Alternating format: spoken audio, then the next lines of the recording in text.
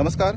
Post वाडा होंडा-सत्तरी हांगासर इलेक्ट्रिसिटीच्या मेंटेनन्साक लागून आज शटडाऊन घेतलेले आणि ते शटडाऊनाक लागून 3 जाण इलेक्ट्रिशियन जे आसात ते ट्रान्सफॉर्मराचें काम करपाक लागून ते ट्रान्सफॉर्मरच्या लागीं असले.